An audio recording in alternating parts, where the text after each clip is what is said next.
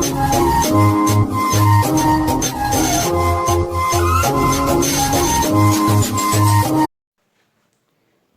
To my channel education and innovation. आज मैं class लेने जा रहा हूँ बेसिक इलेक्ट्रिकल का, जिसमें कुछ बेसिक इलेक्ट्रिकल के बारे में बोलूँगा। बेसिक इलेक्ट्रिकल पढ़ने में फंडामेंटल क्लियर होता है, और फंडामेंटल क्लियर होने पर हर एक सब्जेक्ट को इजी लगता है। आज हम पढ़ेंगे व्हाट इज वोल्टेज, वोल्टेज क्या है, टाइप्स ऑफ वोल्टेज, वोल्टेज कितना टाइप्स का होता है, क्या क्या होता है, व्हाट इज करंट, करंट क्या है, व्हाट इज रेजिस्टेंस, रेजिस्टेंस क्या है, उन सब का एग्जाम्पल देंगे। और लास्ट में बोलेंगे विच इज मोर इम्पोर्टेंट, इनमें से कौन सा इम्पोर्टेंट होता है, वोल्टेज इम्पोर्टेंट होता है कि करंट होता है या फिर रेजिस्टेंस होता है, ज़्यादा इम्पोर्टेंस कौन होता है, क्या होता है, उनके बारे में हम डिस्कस करेंगे। तो वीडियो स्टार्ट करने से पहले please take note copy and hold pen on your hand to note down some important point. पहले बोलते हैं वोल्टेज क्या है। वोल्टेज स्टार्ट करने से पहले हमको कुछ समझना होगा, जैसे कि फ्रीक्वेंसी। ठीक है, फ्रीक्वेंसी का क्लास बाद में करेंगे, लेकिन अभी थोड़ा समझना पड़ेगा। वोल्टेज क्या होता है ना, वोल्टेज एक होता है फ्रीक्वेंसी से स्टार्ट होता है। जैसे कि फ्रीक्वेंसी क्या है ना, हमारा पेंडुलम, अगर ये एक पेंडुलम है जो हम इसको मूवमेंट करेंगे तो ये ऐसे ही एक ग्राफ में मूवमेंट करेगा। पेंडुलम ऐसे ऐसे होता है, ठीक है। और इसे क्या बोला जाएगा, ये जो पल्स दे रहा है, जैसे हमारा हार्ट का धड़कन होता है, पल्स रेट होता है, ऐसे ही पल्स रेट को हमेशा सेकंड में मेजर किया जाता है। जैसे एक सेकंड में कितना आ रहा है, उसी हिसाब से वोल्टेज को भी फ्रीक्वेंसी से स्टार्ट करके फ्रीक्वेंसी एक सेकंड में कितना जा रहा है, उसी हिसाब से वोल्टेज प्रोडक्शन होता है। और उसका एम्पलीट्यूड को लेके देखा जाएगा वोल्टेज का वैल्यू कितना है। जैसे मैंने यहाँ बना दिया एक फ्रीक्वेंसी, ये जो मिडिल पॉइंट है ये पीक पॉइंट बोला जाता है, और ये जो है ये है पीक टू पीक वोल्टेज। इसमें वोल्टेज का वैल्यू कितना है, ये पीक वैल्यू कितना है, उसी हिसाब से हमारा वोल्टेज निकलेगा। लेकिन इसके बारे में हम बाद में बात करेंगे, अभी थोड़ा समझाने के लिए आपको बोला। तो ठीक है, हम चलते हैं वोल्टेज क्या है। तो वोल्टेज है, voltage is a pressure is an electrical circuit that push the electrons in a conductive path. मतलब नोट डाउन कीजिए, वोल्टेज क्या होता है ना, वोल्टेज एक होता है प्रेशर, और उसका काम क्या है, ये सर्किट में पुश करता है। किसको पुश करता है, इलेक्ट्रॉन्स को। कौन से सर्किट में, कंडक्टिव सर्किट में। जैसे कि हम मान लीजिए एक इंसुलेटर लेके, जैसे एक रबर लेके, और हमारे पास एक बैटरी है, इसमें हम एक लाइट लेते हैं, लाइट को हम रबर से लगा दिए, जलेगा? बिल्कुल नहीं जलेगा, क्योंकि ये जो रबर है ये कंडक्टिव पाथ नहीं होता है। अगर हम इसके जगह में लगा दें एक वायर, तो ये जलेगा कि नहीं जलेगा? ज़रूर जलेगा, क्योंकि ये कंडक्टिव पाथ है। तो नोट कीजिए, जितना मेटल पार्ट्स होता है सब कंडक्टिव पाथ होता है, और जितना रेजिस्टेंस होता है, मतलब जितना इंसुलेटर पार्ट्स होता है, सब इनकंडक्टिव होता है, उसमें से करंट कभी फ्लो नहीं होता है। ठीक है, और इसमें बताया गया that means voltage is pressure equal to pressure. सच बात है, वोल्टेज क्या होता है, वोल्टेज एक प्रेशर होता है और कुछ नहीं होता है, और इसका काम सिर्फ खाली इलेक्ट्रॉन्स को पुश करेगा आगे जाने के लिए। ठीक है, अभी हम और एक चीज़ बताते हैं। वोल्टेज कहाँ मिलता है? वोल्टेज मिलता है पावर हाउस में, हाँ, बैटरी में, और कहाँ मिलता है?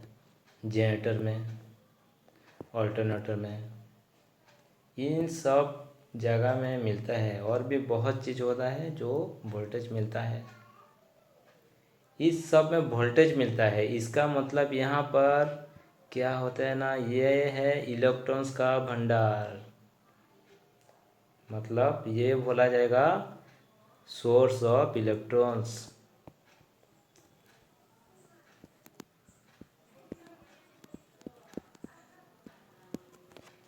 यहाँ क्या होता है, कुछ प्रोडक्शन नहीं होता है, यहाँ प्रोडक्शन होता है इलेक्ट्रॉन्स, जो कि वोल्टेज बोला जाएगा, सोर्स ऑफ इलेक्ट्रॉन्स। जितना ज़्यादा वोल्टेज, जितना ज़्यादा वोल्टेज उतना ज़्यादा इलेक्ट्रॉन्स। ओके, अभी हम चलते हैं करंट के बारे में। करंट, करंट क्या होता है? Rate of flow of electrons is known as current. इसका मतलब ये है कितना इलेक्ट्रॉन्स फ्लो हो रहा है। पहले पढ़े थे वोल्टेज में क्या है, इलेक्ट्रॉन्स है, और इलेक्ट्रॉन्स फ्लो होगा तभी जाके करंट बनता है। दोनों अलग अलग चीज़ है। वोल्टेज में सोर्स ऑफ इलेक्ट्रॉन्स रहता है, स्टोर होके रहता है, लेकिन आगे जब इलेक्ट्रॉन्स बढ़ेगा वो उसका मतलब करंट आ जाएगा। जब तक कोई सर्किट कंप्लीट नहीं होगा, मतलब कोई सर्किट फेज से निकल के न्यूट्रल तक अगर नहीं जाएगा तब तक इलेक्ट्रॉन्स मूवमेंट नहीं होगा। जब फेज से निकल के न्यूट्रल तक जाता है इलेक्ट्रॉन्स मूवमेंट होता है। और जब नहीं जाएगा, मान लीजिए दो वायर है और इसके बीच में कुछ बल्ब लगाया हुआ है, लेकिन यहाँ से टूटा हुआ है, यहाँ से टूटा हुआ है, यहाँ क्या होगा, फेज तो है, बल्ब को दिया, न्यूट्रल भी है, लेकिन यहाँ पर इलेक्ट्रॉन्स फ्लो नहीं होगा। इसीलिए rate of flow of electrons, जितना इलेक्ट्रॉन्स फ्लो होगा उतना ही करंट जाएगा। एक एग्जांपल है, 1 एम्पियर फ्लो होता है, समझ लीजिए 1 एम्पियर में कितना इलेक्ट्रॉन्स जाता है। 1 एम्पियर में 6.25 इंटू 10⁻18 इलेक्ट्रॉन्स पर सेकेंड फ्लो होता है। देखो कितना काफ़ी इलेक्ट्रॉन्स है। अगर किसी को करंट मारता है 1 सेकंड में, इतना इलेक्ट्रॉन्स उसके बॉडी से आ जाएगा। इसीलिए उसको झटका जोर से लगता है। 1 एम्पियर करंट किसी के लिए भी बहुत हैवी हो सकता है, क्योंकि इतना इलेक्ट्रॉन्स बहुत ज़्यादा होता है। अभी हम आगे देखते हैं। ये एक डायग्राम है, इसमें वोल्टेज और करंट दोनों का सिस्टम बताता हूँ। देखिए ये जो बैटरी है, बैटरी का पॉजिटिव और नेगेटिव है। इसमें हमारा इलेक्ट्रॉन्स का सोर्स स्टोर हो गया, बहुत सारा स्टोर होके यहाँ पर इलेक्ट्रॉन्स है। और ये इलेक्ट्रॉन्स क्या करेगा, सर्किट में जब एक बल्ब लग गया और पॉजिटिव साइड से लेके नेगेटिव तक अगर एक हम लगा देते हैं वायर, बीच में एक लोड, तो करंट फ्लो होना स्टार्ट करेगा बल्ब को जलाते हुए। ठीक है, अगर हम बल्ब नहीं लगाएंगे और डायरेक्ट लगा देंगे तो ये बहुत हैवी करंट जाएगा, क्योंकि इसका लोड कुछ नहीं है। लोड है? लोड नहीं है, ये शॉर्ट सर्किट माना जाएगा और ज़्यादा करंट फ्लो होगा। और एक चीज़ आपके ध्यान में रखें, सब सोचते हैं पॉजिटिव से करंट जाता है नेगेटिव को पहुंचता है, बिल्कुल ठीक। लेकिन हमारा जो इलेक्ट्रॉन्स होता है, इलेक्ट्रॉन्स का मूवमेंट नेगेटिव से होके पॉजिटिव की तरफ जाता है। Current flow positive to negative, electrons flow negative to positive. Note कीजिए।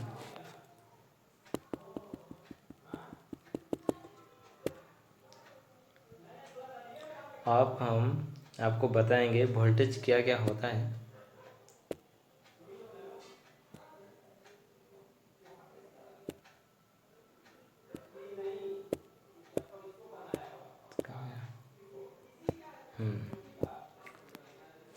वोल्टेज क्या होता है? वोल्टेज मेनली जब जनरेशन होता है वोल्टेज दो टाइप का होता है, एसी वोल्टेज होता है एंड डीसी वोल्टेज होता है। एसी क्या होता है? एसी में कुछ फ्रीक्वेंसी होता है, इसको अल्टरनेटिंग करंट बोला जाएगा। और डीसी में क्या होता है? उसका फ्रीक्वेंसी नहीं होता है, जीरो। मतलब मान लीजिए 10 वोल्टेज है दोनों में, एसी में भी 10 वोल्टेज और डीसी में भी 2 वोल्टेज। एसी में 10 वोल्टेज कहाँ आएगा? जब जनरेशन होता है वोल्टेज दो टाइप का होता है, एसी वोल्टेज होता है एंड डीसी वोल्टेज होता है। एसी क्या होता है? एसी में कुछ फ्रीक्वेंसी होता है, इसको अल्टरनेटिंग करंट बोला जाएगा। और डीसी में क्या होता है? उसका फ्रीक्वेंसी नहीं होता है, जीरो। मतलब मान लीजिए 10 वोल्टेज है दोनों में, एसी में भी 10 वोल्टेज और डीसी में भी 2 वोल्टेज। एसी में 10 वोल्टेज कहाँ आएगा? जब उसका पीक पॉइंट निकलेगा तभी 10 वोल्टेज आएगा। लेकिन डीसी में हमेशा कांस्टेंट, यहीं पर भी जितना टाइम पर देखो, ये 1 सेकेंड, ये 2 सेकेंड, ये 3 सेकेंड, 4 सेकेंड, जिस सेकंड में भी देखो 10 वोल्टेज ही आपको मिलेगा, क्योंकि वो कांस्टेंट वोल्टेज होता है। डीसी को कांस्टेंट वोल्टेज माना जाता है, इसको भी नोट कीजिए। पर एसी कांस्टेंट नहीं होता है, एसी वोल्टेज चेंजेबल होता है, इसीलिए इसको नाम दिया गया अल्टरनेटिंग करंट। ठीक है, तो अल्टरनेटिंग कैसे होता है? इसका क्या होता है ना, 1 सेकेंड में 50 हर्ट्ज इंडिया का होता है फ्रीक्वेंसी। हमारा जो ये हुआ एक साइकिल, ये 1 हर्ट्ज होता है। और ऐसे ही दो आधा साइकिल और ये आधा साइकिल मिला के 1 साइकिल हुआ, इतना 50 साइकिल 1 सेकेंड में फ्लो हो जाएगा। तो हमको पता नहीं चलेगा कि वोल्टेज कम कहाँ पर घटा और कहाँ पर बढ़ा, इसलिए हमेशा हाईएस्ट वोल्टेज ही हमें मिलेगा। ठीक है, लेकिन हम अगर 1 सेकंड में एक बार फ्रीक्वेंसी को भेजें तो हमें क्या होगा? देखो, हर आधा सेकंड में हमको 2 बार जीरो मिलेगा, जीरो। और हर आधा सेकंड में हमको 2 बार हाई वैल्यू 10 वैल्यू मिलेगा।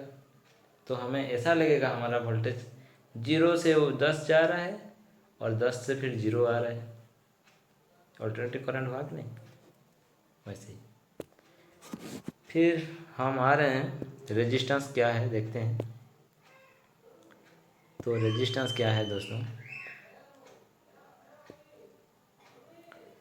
इन electrical circuit a properties which oppose the flow of electrons, और फ्लो ऑफ करंट भी बोला जाएगा, that property is called resistance. That means electrical circuit में जो कोई भी प्रॉपर्टी हो, जो कोई भी प्रॉपर्टी हो, वो अगर अपोज करेगा किसको? फ्लो ऑफ इलेक्ट्रॉन्स को। फ्लो ऑफ इलेक्ट्रॉन्स किसे बोला जाता है? करंट को बोला जाता है। अगर करंट को कोई रोकने वाला चीज़ है, जो प्रतिरोध है, करंट का प्रतिरोध है, उसको, उसके प्रॉपर्टी को बोला जाएगा रेजिस्टेंस। ठीक है, एग्जाम्पल क्या होगा? एग्जाम्पल में जितना भी वुड है, लकड़ी, सब इंसुलेटर में आएगा, रेजिस्टेंस प्रॉपर्टी उसका हाई रहेगा। और जितना रबर पार्ट है वो भी आएगा। और क्या आएगा? प्लास्टिक आएगा, ग्लास है, और क्या है? और भी बहुत सारा है जो कि सब रेजिस्टेंस में आता है। ये सब क्या चीज़ है, ये जो वुड हुआ, रबर हुआ, प्लास्टिक हुआ, ग्लास हुआ, इसमें कभी अगर आप करंट दोगे तो पास करेगा? कभी नहीं करेगा, क्योंकि ये करंट का क्या है, प्रतिरोध है। तो इससे क्या होता है, इसका जो प्रॉपर्टी है, रबर का प्रॉपर्टी कौन सा प्रॉपर्टी है जो इसको करंट को जाने नहीं देता, आगे इलेक्ट्रॉन्स को मना कर देता है मत आओ, क्योंकि हम गेट बंद कर दिए हैं। इसका रेजिस्टेंस प्रॉपर्टी होता है रबर का। लेकिन अगर हम यहाँ पर लोहा लगा दें या फिर कॉपर लगा दें तो क्या होगा, करंट पास कर जाएगा। इससे पता चलता है जितना भी हमारे पास इंसुलेटर है सबका रेजिस्टेंस, इंसुलेटर, 1 सेकेंड,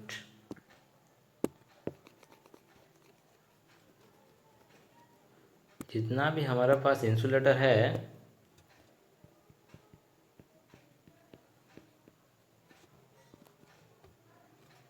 या इसको बोला जाएगा नॉन कंडक्टिव पाथ है, नॉन कंडक्टिव मेटल जो जो चीज़ भी है उसका रेजिस्टेंस बहुत ज़्यादा होता है।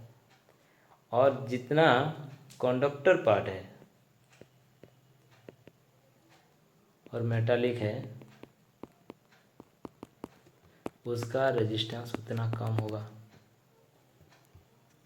Non metallic. इंसुलेटर हो या non metallic parts, non conductive part हो, उसका रेजिस्टेंस हाई रहता है। और कंडक्टर का जो मेटालिक होता है उसका रेजिस्टेंस बहुत ही कम रहता है। अब तीनों रेजिस्टेंस, करंट एंड वोल्टेज को हम देखेंगे। हम इस तीनों को देखते हैं इस डायग्राम में। ऊपर रखा गया वाटर एक समझ लीजिए वोल्टेज है और इलेक्ट्रॉन्स यहाँ है। इलेक्ट्रॉन्स क्या कर रहा है, प्रेशर बनाया है जाने के लिए, उसको रास्ता चाहिए। और रास्ता क्या होगा, एक कंडक्टर होता है जिसमें मेटल पार्ट्स होता है, ये उसका कंडक्टर है, ये वाला पाइप। वाटर, प्रेशर वाटर बन गया वोल्टेज। वोल्टेज अभी क्या करेगा, प्रेशर देगा नीचे जाने के लिए और उसका रास्ता है पाइप। पाइप आ गया हमारा कंडक्टर। अभी क्या करेगा, जितना मोटा पाइप होगा उतना जल्दी चला जाएगा। डेट मीन्स कंडक्टर जितना मोटा लोगे उतना ही इलेक्ट्रॉन्स फ्लो होता है, उतना ही करंट आपको फ्लो करके देगा। इसीलिए जहाँ पर ज़्यादा लोड होता है वहाँ पर ज़्यादा मोटा का कंडक्टर यूज होता है। ठीक है, अभी ये जो रेजिस्टेंस है इसका काम क्या है, जब वाटर जा रहा है रास्ते में, इलेक्ट्रॉन्स मूव कर रहे हैं मान लीजिए, मतलब करंट जा रहा है, अगर हम टैप को बंद कर देंगे वाटर जाएगा? नहीं जाएगा। इससे क्या होता है, ये टैप एक प्रकार का रेजिस्टेंस है।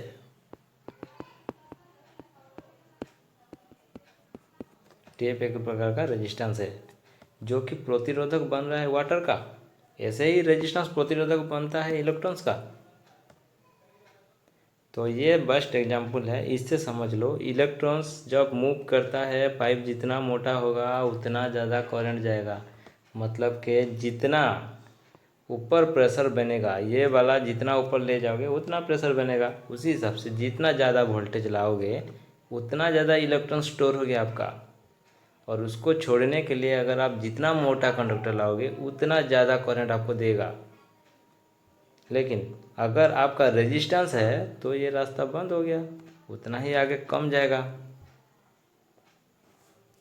सो फ्रेंड, इस वीडियो से आपको कुछ सीखने के लिए ज़रूर मिला होगा। आशा करते हैं कि आपको ये वीडियो बहुत ही अच्छा लगा है।